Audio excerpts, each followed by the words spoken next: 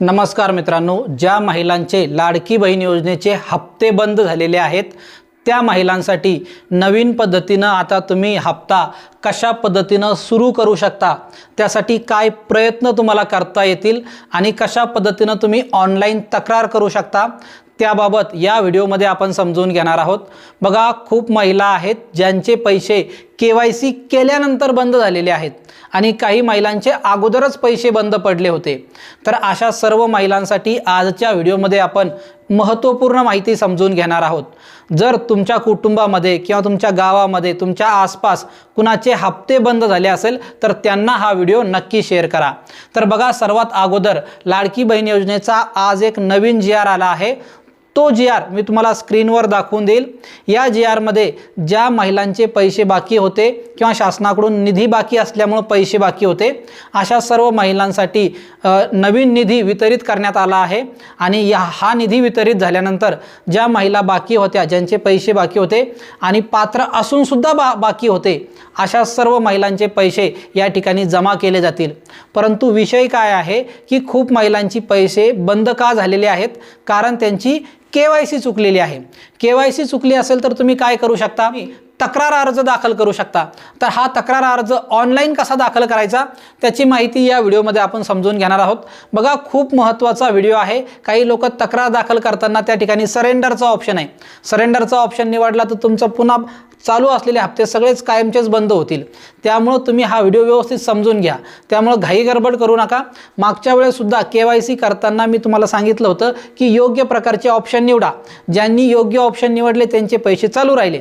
आता ज्या लोकांनी या अगोदर आपले व्हिडिओ पाहिले नव्हते आणि तशाच पद्धतीने KYC केली, त्यांची KYC चुकली आणि बऱ्याच काही लोकांची KYC चुकल्यामुळे पैसे बंद झाले।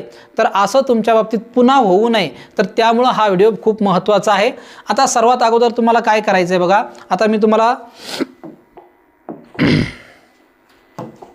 बघा सगळ्यात अगोदर तुम्हाला क्रोमला यायचं आहे किंवा तुमच्या फोनमध्ये जे काही गुगल असेल त्या गुगलमध्ये तुम्ही या आणि या ठिकाणी तुम्हाला काय करायचं आहे बघा, मी तुम्हाला पुन्हा दाखवतो। LADAKI बघा, वरती येऊन जाईल ladkibaheen.maharashtra.gov.in ह्या वेबसाईटवर यायचं आहे। वेबसाईट ध्यानात ठेवा, दुसऱ्या कुठल्याही वेबसाईटवर जाऊ नका। ओके, इथं आले का तुम्हाला काय करायचं आहे, इथं अर्जदार लॉगिन नावाचा पर्याय आहे। आता बघा, इथं KYCचं जे ऑप्शन होतं पहिलं ते बंद झालेलं आहे। KYC आता इथं या ठिकाणी ऑप्शन नाही आहे। इथं तुम्हाला एक ऑप्शन आहे बघा, अर्जदार लॉगिन। जर तुम्ही वेबसाईटवर अर्ज भरला असाल तर तुम्ही इथं तुमचं अर्जदार लॉगिनमध्ये तुम्ही अर्जदार लॉगिन करू शकता। परंतु जर तुम्ही योजना दूत ॲपमध्ये अर्ज भरला असेल तर तुम्हाला अगोदर या ठिकाणी क्रिएट अकाउंट या पर्यायावर क्लिक करून क्रिएट अकाउंट करून घ्यावं लागेल। किंवा जे CSC सेंटरवाले होते त्यांनी या ठिकाणी अकाउंट क्रिएट केले होते आणि खूप महिलांचे अर्ज भरले होते, तर त्यांनी देखील तुम्ही इथं या ठिकाणी तुमचा मोबाईल नंबर पासवर्ड टाकून लॉग इन करू शकता। पहिल्यांदाच आला असेल तर एकदा अकाउंट क्रिएट करून घ्या आणि नंतर तुम्हाला अर्ज करायचा आहे। आता मी इथं ऑलरेडी अकाउंट क्रिएट केलेलं आहे, मी तुम्हाला लॉग इन करून दाखवतो की कशा पद्धतीने तक्रार करायची आहे। ओके, लॉग इन केल्यानंतर बघा अशा पद्धतीने तुम्हाला दिसेल। आता जर तुम्ही तुमचं लॉग इन केल्यानंतर इथं ॲप्लिकेशन सबमिटेड दाखवतं बघा, मी जे काही अर्ज भरले असेल ते ॲप्लिकेशन सबमिटेड या पर्यायावर क्लिक करून मी ते अर्ज बघू शकतो। परंतु या ठिकाणी तुम्हाला एक महत्त्वाचा ऑप्शन आहे, ग्रीव्हरन्स म्हणजे तक्रार। जर तुमचं मराठीमध्ये आलं असेल या ठिकाणी तर तुम्हाला तक्रार नावाचा ऑप्शन दिसेल। तर इथं ग्रीव्हरन्स नावाचा ऑप्शन आहे, याच्यावर क्लिक केल्यानंतर तुम्ही आतापर्यंत किती तक्रारी या ठिकाणी दाखल केलेल्या आहेत त्या सगळ्या तुम्हाला या ठिकाणी दिसतील। परंतु आतापर्यंत आपण एकही तक्रार या ठिकाणी दाखल केलेली नाही आहे। तर इथं तक्रार दाखल करण्यासाठी जर ॲडचा ऑप्शन आहे बघा, ॲड ग्रीव्हरन्स, तर या पर्यायावर क्लिक केल्यानंतर बघा तुमच्या समोर अशा पद्धतीचे दोन पर्याय दिसतील, ज्यामध्ये पहिला पर्याय तुम्हाला म्हणतोय की माय ॲप्लिकेशन म्हणजे माझं स्वतःचं ॲप्लिकेशन आहे आणि मला त्याबद्दल तक्रार करायची आहे। आणि दुसरा ऑप्शन आहे कंप्लेंट अगेन्स्ट अदर ॲप्लिकेशन म्हणजे मला दुसऱ्याची जी तक्रार आहे ती दाखल करायची आहे। आता तुमचं अकाउंट नसेल तर तुम्ही दुसऱ्यांच्या अकाउंटवरून देखील ही जी तक्रार आहे, दुसऱ्याची जी तक्रार आहे ती दाखल करू शकता। बघा, ट्राय अगेन्स्ट अदर ॲप्लिकेशन म्हणजे दुसऱ्याची जी तक्रार आहे ती आपल्याला दाखल करायची आहे। तर तो ऑप्शन निवडल्यानंतर बघा, मी कोणता ऑप्शन निवडलाय, कंप्लेंट अगेन्स्ट अदर ॲप्लिकेशन, दुसऱ्याचं जे ॲप्लिकेशन आहे त्याची तक्रार मला दाखल करायची, तो ऑप्शन मी या ठिकाणी निवडलाय। आता इथं बघा, इथं ऑप्शन आहे बघा, not eligible applicant is getting benefit, बिनकामीचा पर्याय आहे।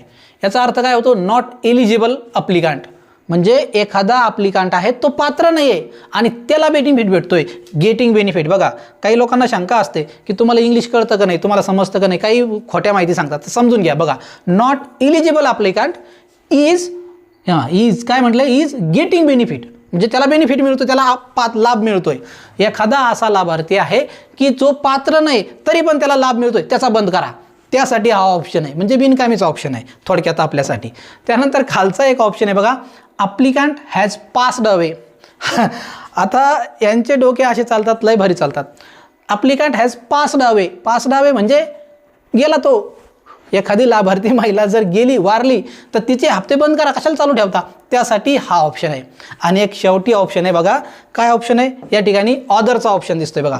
ऑदरच्या ऑप्शनवर जर तुम्ही क्लिक केलं तर इथं तुम्हाला अर्ज भरता येईल. ऑदरच्या ऑप्शनवर तुम्ही क्लिक करून हा अर्ज पूर्ण भरू शकता आणि तुमची तक्रार या ठिकाणी दाखल होईल. परंतु इथं तक्रार दाखल करताना एक खूप मोठी अडचण अशी आहे. काय अडचण आहे बघा, काय विचारतंय, ॲप्लिकेशन नंबर. आता ॲप्लिकेशन नंबर तुम्हाला कुठं भेटेल, जर तुम्ही या वेबसाईटवर अर्ज भरला असेल तर तुम्हाला इथं ॲप्लिकेशन नंबर मिळेल. ज्या महिलांनी या वेबसाईटवर लाडकी बहीण योजनेचे अर्ज भरले होते त्यांना या ठिकाणी माय ॲप्लिकेशनमध्ये जे काय ऑप्शन आहे त्या पर्यायावर क्लिक करून तुम्हाला तुमचा ॲप्लिकेशन नंबर या ठिकाणी टाकता येईल.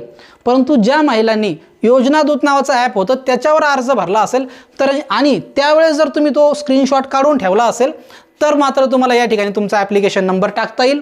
त्यानंतर काय करायचं आहे, तुम्हाला नाव टाकायचं आहे, त्यानंतर ॲड्रेस टाकायचा आहे, तुमचा जिल्हा निवडायचा आहे, तालुका निवडायचा आहे, तालुका निवडल्यानंतर गाव निवडायचं आहे, गाव निवडल्यानंतर म्युन्सिपल कॉर्पोरेशन म्हणतं आहे. म्युन्सिपल कॉर्पोरेशन म्हणजे तुमचं जे काही तालुका असेल किंवा नगरपालिका असेल ते निवडायचं. कॉन्स्टिट्युन्सीमध्ये तुम्ही तुमचा तालुका निवडा. त्यानंतर बघा पिनकोडमध्ये पिनकोड टाकायचा आहे आणि तुमचा जो काही प्रॉब्लेम असेल तो तुम्ही मराठीत लिहा, इंग्लिशमध्ये लिहा, जो काय असेल तो प्रॉब्लेम या ठिकाणी लिहायचा. त्यानंतर तुमचं आधार कार्ड तुम्ही या ठिकाणी फाईल अपलोड करा म्हणतं ते. तर तुमचं जे काही फाईल असेल, डॉक्युमेंट असेल किंवा शक्यतो तुम्ही काय करा, तुमचं आधार कार्ड या ठिकाणी अपलोड करू शकता. आणि नंतर इथं बघा कॅप्चा टाकून तुम्हाला या ठिकाणी सबमिट करायचं आहे. हा झाला ऑदरचा ॲप्लिकंट. आता बघा, जर आपण या ठिकाणी माय ॲप्लिकेशनवर जर क्लिक केलं, समजा इथं माय ॲप्लिकेशन नावाचा ऑप्शन आहे. आता बघा इथं वेगवेगळे प्रकारचे पर्याय आहेत. कोणते पर्याय आहेत बघा, applicant for appeal for application rejected. जर तुमचा अर्ज रिजेक्ट झाला असेल तर त्यासाठी तुम्ही हा अर्ज करू शकता. डिसकंटिन्यू द स्कीम, तुमची स्कीम समजा तुम्हाला स्कीम डिसकंटिन्यू करायची असेल. आता बघा हा सुद्धा एक कन्फ्युजनचा पर्याय आहे. स्कीम डिसकंटिन्यू झाली आहे का करायची आहे तर तिथं काही म्हटलेलं नाही आहे, त्यामुळं हा ऑप्शन निवडल्यानंतर पुन्हा तुम्ही कन्फ्यूज व्हाल. आता त्यानंतर दुसरा बघा, हा सुद्धा 2 नंबरचा ऑप्शन आहे, surrender the scheme benefit. Surrender म्हणजे तुम्हाला लाडकी बहीण योजनेचा लाभ नको आहे, मला ते सरेंडर करायचं आहे, तर हा ऑप्शन आहे. म्हणजे हा ऑप्शन निवडल्यानंतर काय होईल, तुमचे हप्ते बंद होईल. त्यामुळे हा ऑप्शन निवडू नका. खालचं आहे बघा, wrong Aadhaar number on application. तुमच्या अर्जावरती जर चुकीचा आधार नंबर पडला आहे ज्यामुळे तुमचे हप्ते बंद झाले आहेत किंवा मिळालेले नसेल तर तुम्ही हा ऑप्शन निवडू शकता. आणि तुम्हाला काहीच नाही समजलं तर ऑदर हा ऑप्शन निवडा. आता बघा इथं काय प्रॉब्लेम माहिती का, ऑदरचा ऑप्शन निवडल्यानंतर इथं ॲप्लिकेशन होऊ नाही लागलं. आता ह्या वेबसाईटचा प्रॉब्लेम आहे. तुम्ही सरळ काय करा, ऑदरचा ऑप्शन निवडा आणि या ठिकाणी जो काही अर्ज आहे तो भरून घ्या. जर तुम्हाला जमत नसेल तर एखाद्या जाणकाराकडून भरून घ्या. आणि हा तक्रार अर्ज दाखल झाल्यानंतर काय होईल की तुमच्या अर्जाची पडताळणी होईल आणि जर तुम्ही खरंच पात्र असाल तर तुमचे पैसे चालू होऊ शकतात. परंतु या प्रोसेसला किती दिवस लागेल सांगता येत नाही. त्यामुळं आता जो मी मागं सुरुवातीला तुम्हाला जो GR दाखवला त्या GR नंतर जर तुमचे पैसे आले तर तोपर्यंत तुम्ही वाट बघा, नाहीतर तुम्ही अशा पद्धतीने तक्रार दाखल करू शकता. तक्रार दाखल करताना योग्य पर्याय निवडा. जर चुकीचा पर्याय निवडला तर अगोदर एकदा पैसे बंद झालते आणि आता कायमचे बंद करून पाडशान. तर त्यामुळं हा व्हिडिओ तुमच्या सगळ्या मित्रांना शेअर करा आणि अशा पद्धतीनं तुम्ही हे तक्रार अर्ज दाखल करू शकता. आणि मित्रांनो, लाडकी बहीण योजनेचे जे काही छोटे मोठे अपडेट येतील त्याची योग्य आणि खरी माहिती तुम्हाला आपल्या चॅनलवर पाहायला मिळेल. त्यामुळे आपल्या चॅनलला सबस्क्राईब करून ठेवा. धन्यवाद मित्रांनो. पुन्हा भेटू अशाच एका नवीन व्हिडिओमध्ये. तोपर्यंत जय महाराष्ट्र.